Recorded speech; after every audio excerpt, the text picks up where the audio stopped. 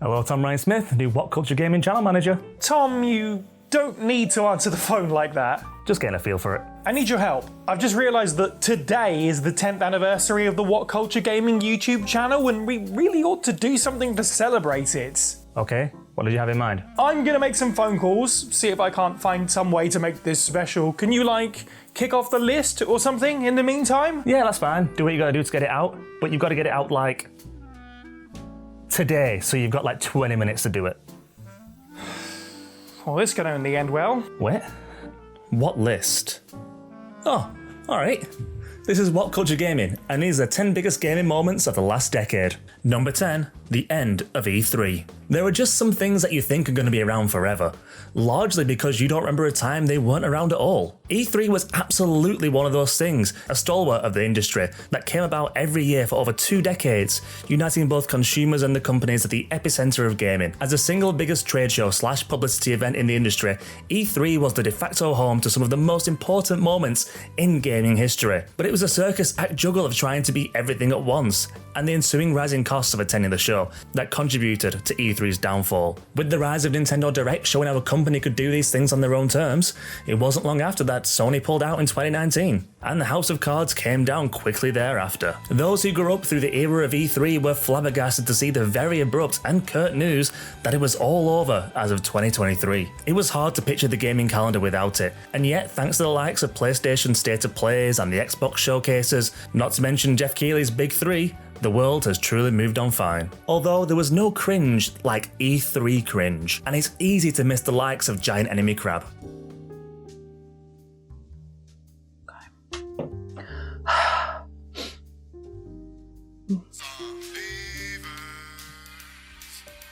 Sorry? Ash, this summoning circle thing you told me about doesn't work. I've got all the items, the circle is pretty good. I need you here to ask a question. Oh, yeah, there's summoning circles on Do Not Disturb, but you've got me on the phone. What is it?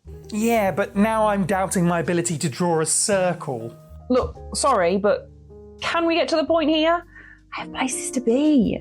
Oh, really? Because I was calling you to see if I could convince you to come and make an appearance for WhatCulture Gaming's 10th anniversary. Oh, it can't be 10 years old. Wow. But yeah, no, sorry, I'm not interested. I have stuff to do tonight. Oh. Like what? All right, okay, I'll let you in on the skinny. I have a date lined up. Oh? With the Mothman! Ah! Oh. And you can't stand up the Mothman. You get one shot to impress him or he's gone forever, on to the next thing, drawn to the next light. He's skittish like that. Right, okay, yeah, I don't think I need or want to know any more than that. Have fun, I guess. Happy 10th anniversary! See ya! Okay, right. Makeup. Done. Lamp. Working.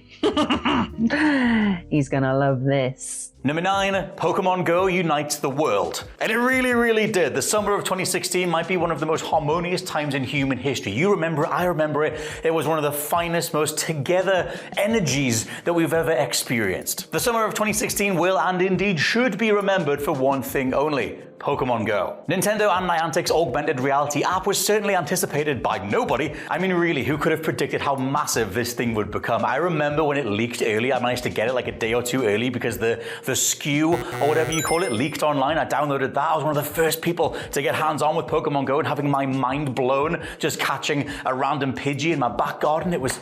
oh, what a time, take me back. The servers for the game were wholly unreliable at launch due to the sheer amount of people who were curious to try it, and when they did finally get in, millions of people took to the streets and countryside to spin Pokestops and catch the original 151, which, as we all know, are the best collection of Pokemon. Get out of here with your Gen 2s and your 3s and your 4s and everything else. I'll take the original Fat Pikachu, thank you very much. Everyone who gave the game a try, even if it was just for a few weeks or months in the height of that summer, will have warm memories of using it as an excuse to spend time in the sun with their friends, catching caterpies or cursing your phone's dwindling battery life. News coverage of the game was entirely mixed, as Pokémon Go was praised for bringing people together and for getting people moving, but there were of course stories of tragic accidents from some players who weren't paying enough attention to their surroundings. I'll put my own one here. On the Squirtle day, when you could collect all the Squirtles with the shades on, I may or may not have got involved in a traffic accident trying to catch Squirtles on the go. It may or may not have been me, just you to yourself. Yep. The game still remains popular today. Its launch generated a huge boom for the Pokémon franchise, driving up sales of video games, cards, and more. It was the closest we got to the second coming of that late 90s Pokemania. Number 8. The Elder Scrolls 6 reveal. Among the gaming greats of the 2010s, The Elder Scrolls V Skyrim is definitely in the conversation for the gold medal. It truly brought Bethesda's RPG series to the next level in every way, including broader appeal, broader orc shoulders, and copious sweet rolls, making it one of the best-selling games of all time. And also, if you have seen the person who stole my sweet roll, do not approach him. He gets a bit fighty. And yeah, because of all of this, the sequel was obviously mega anticipated, especially after all of the re-releases, because goddamn, I mean, I will play Skyrim a 50th time, thank you Todd Howard, but give me that sequel, please? And of course, Bethesda officially acknowledged the existence of a 6th Elder Scrolls at E3 2018 with a sweeping landscape shot and a simple logo. And as you'll remember, reactions to the trailer were mixed, to say the least. Many were excited to see Bethesda promise another entry in the franchise, but most were just kind of like, yeah? Like, okay, cool, Elder Scrolls 6 is coming, but when? Where? How? Why? You know, these are all questions that have not been answered in the 7 years since this announcement. For the record, that means there is also more time between the trailer and today than there was between the trailer and the release of Skyrim. With news coming a whopping 5 years later that it was finally starting production, it's impossible to say when the game itself will actually arrive. One thing is for certain though, the memes about the never-ending wait have still got plenty of life left in them yet. They'd be great for the video, if only I had their contact details.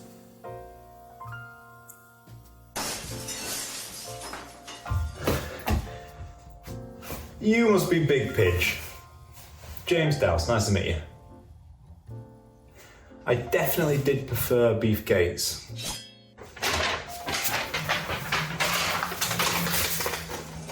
To James, from one Choose Your Own Adventure editor to another, Cy and Pidge, I'd like you to take part in the 10th anniversary of WhatCulture Gaming. No.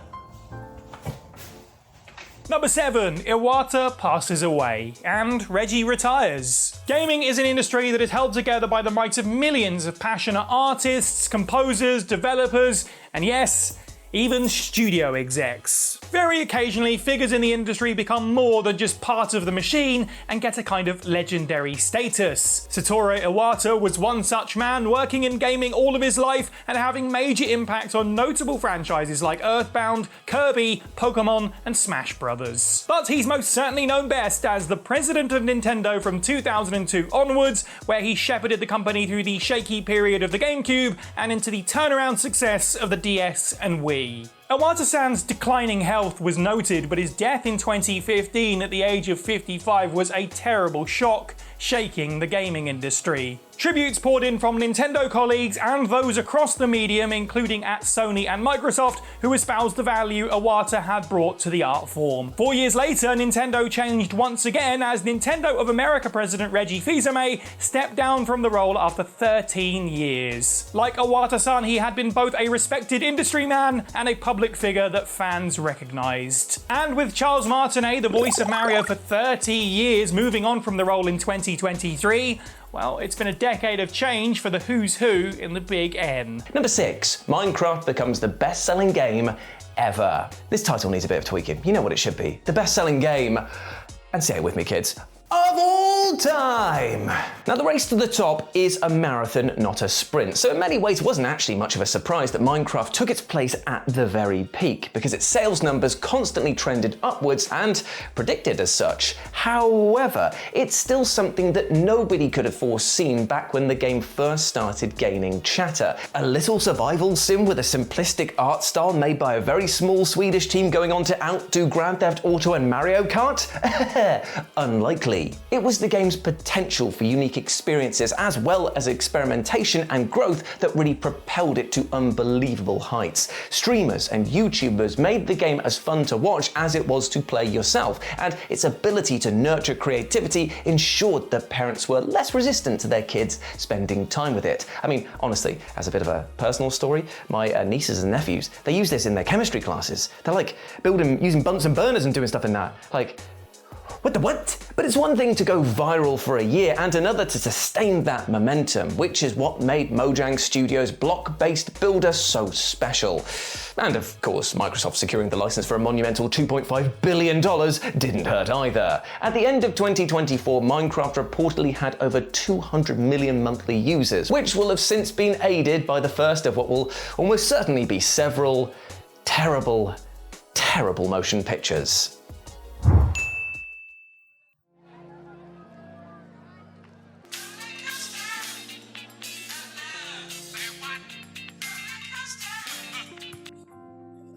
Hello? Hi Rich, it's so nice to speak to you. If I haven't interrupted anything, I wanted to ask you something. Oh, hey, sure, what's up? It's actually the 10th anniversary of the WhatCulture Gaming YouTube channel today, and I really wanted to do something special for it. Could you make an appearance for the video or something? Oh, wow, 10 years. Yeah, that'd be really cool. Oh, excellent. That's great news. I've just got one condition. Yeah, of course, anything. Can we bring back the old theme music? You know the one?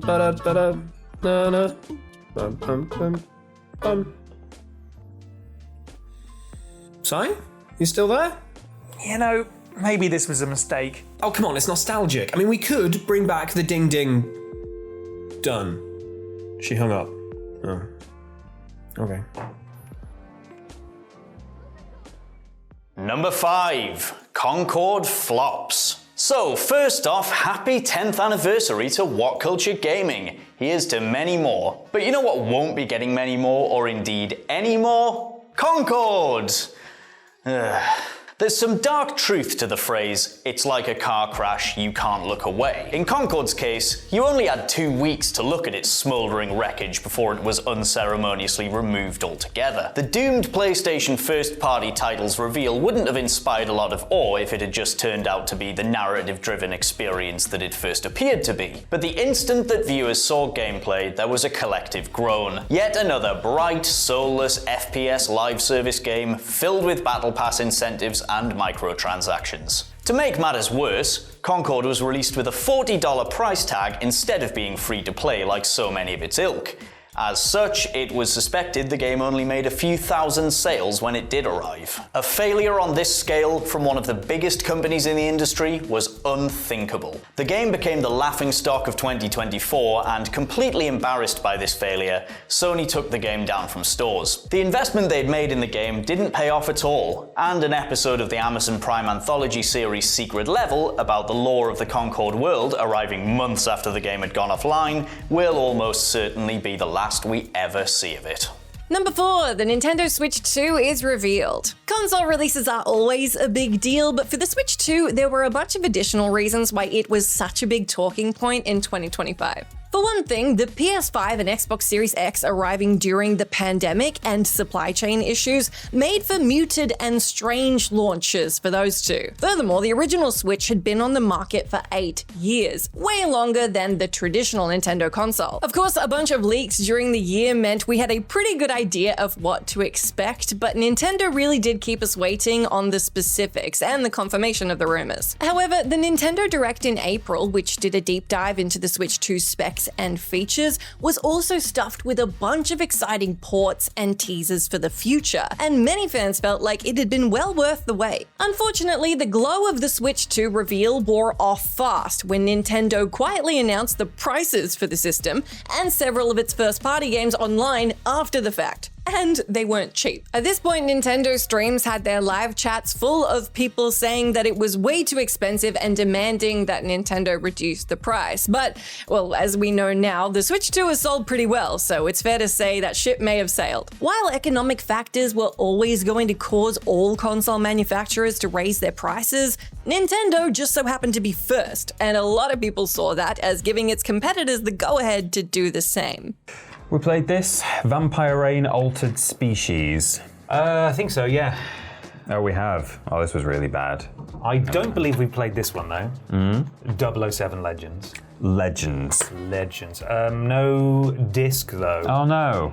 I mean, there is a letter. Okay. Perhaps that could tell us where the disc is. Maybe. Oh, I love a treasure hunt. Me too. But I can't read. Oh. So you should probably read it for me. Okay. Oh, it's not from this. It's not from the sender. Hi guys, it's Cy from WhatCulture Gaming. Okay. I've tried to get in touch several times, but the restraining order that Billy Ray Walrus has against me has made it hard. It's WhatCulture Gaming's 10th anniversary today, which is something I've found myself repeatedly saying and absolutely getting nowhere with. I've wanted to do something special for the video for some time, so why not reach out to two presenters that were on the channel in its earliest days. 3 presenters. 3 presenters, yeah. Never mind. If you're able to find time to do something to celebrate this anniversary, please let me know. Cy. Oh, that's lovely. That is lovely. 10 years. 10 years. Wow. We should probably do something then. Yeah, it would make a change from, you know, Games for wankers. Games for wankers. Absolutely. Let's shoot her a reply then. Well, there's a problem. There's no return address on here. Oh, well, bloody hell. Back to shit games then? I suppose it's back to worse games then, isn't it? Okay.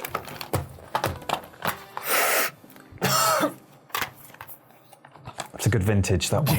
Number 3, Fortnite takes over the world. Whatever you might think of it, it's impossible to talk about the last 10 years without mentioning Fortnite. You all know the story by now. Responding to the growing success of PlayerUnknown's Battlegrounds, Epic Games decided to retool their Save the World game Fortnite into a battle royale. It not only beat PUBG to consoles, it was free to play, it had crossplay, and it didn't have a violent aesthetic, which made it a huge hit amongst younger fans. Adding in the dopamine of spending your hard-earned V-Bucks on chasing a particular skin made Fortnite addictive on top of just how satisfying it was to play. That, combined with the huge explosion of views on Twitch, made Fortnite skyrocket in popularity. And then the brand deals started rolling in, and Fortnite's cultural significance grew as it became home to almost any possible crossover you could imagine. It started with Marvel, and then it expanded into everything. We had Star Wars, we had Sabrina Carpenter, Teenage Mutant Ninja Turtles, we've currently got the Power Rangers as well, which is awesome. And the crossovers show no signs of slowing down. Despite being a free-to-play game, Fortnite makes billions of dollars every year. And whilst many gamers dislike this game, you cannot deny the cultural impact it's had over the last 10 years. And to this day, it's still one of the most played games in the world. And for good reason, because this game continues to give players what they want, whilst providing a good, solid foundation of gameplay first. At this rate, it seems pretty impossible to imagine the juggernaut that is Fortnite from ever slowing down. Number 2, Cyberpunk 2077 is gaming's worst launch. There has never been a bigger fall from grace like Cyberpunk 2077, and if we're lucky, there never will be again. Every delay to this title brought out emotions one way or another, but it meant more and more eyes were on the sci-fi RPG to deliver. Hell, the game's huge marketing push gave it arguably a bigger public stage than even The Witcher 3 enjoyed, making what happened next an even bigger embarrassment. That's because ultimately Cyberpunk 2077 was just not ready for release. Sure, a few high-end PCs ran the game totally fine, but elsewhere there were all kinds of terrible performance bugs, texture issues, and entire systems that just did not work. On the Xbox One and PS4 in particular, the game was unforgivably bad. At worst, it was downright unplayable, crashing every 30 minutes and featuring game-breaking bugs, and at best, it still didn't represent the immersive experience that many were hoping to escape to during lockdown especially. There is, of course, a happy ending to this tale as the devs worked diligently to bring the game up to where it was supposed to be to start with over the ensuing years. All in all then, Cyberpunk 2077 should be a cautionary tale. If publishers need to learn one lesson from the last 10 years, it's that the bigger they are, the harder they fall. And also, listen to your workers who are telling you when a game isn't ready.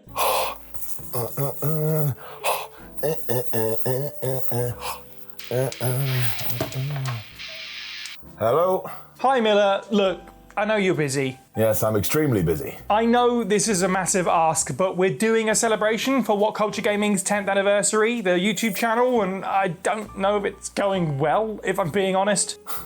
Oh wow, that's great. Congratulations. How can I be included? I've been turned down again and again by everyone, and I'm running out of ideas here. I don't know what to do next. Yes, yeah, okay. What do you want me to do to help? Look, I know you're going to be busy as well, but I had to ask. I already said yes. Oh. Cool. I was so caught up in getting cameos for the video, I didn't actually think about what it is I wanted anyone to actually do. Okay. Do you want me to just read number 1? Could you? Yeah, okay. I'll just read number 1. Number 1, Grand Theft Auto 6 is coming. Finally. Eventually. Maybe. And then a video game comes along that's so big the world slows down just a little bit.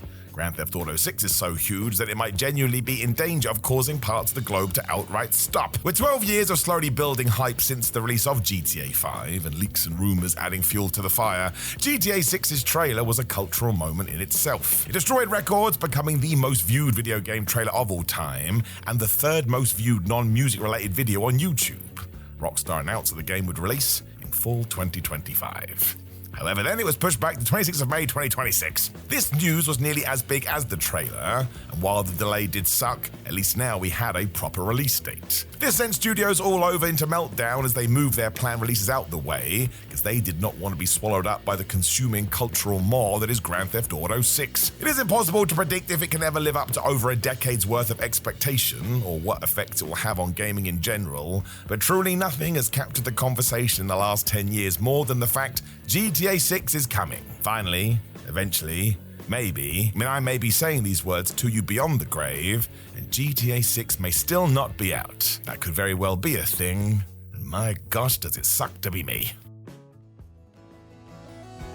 Thank all of you so much for watching over all of the years. There's been a lot of them. Happy anniversary. By the way, cheers for 10 years of support, you watching at home. You are, of course, the biggest ledge.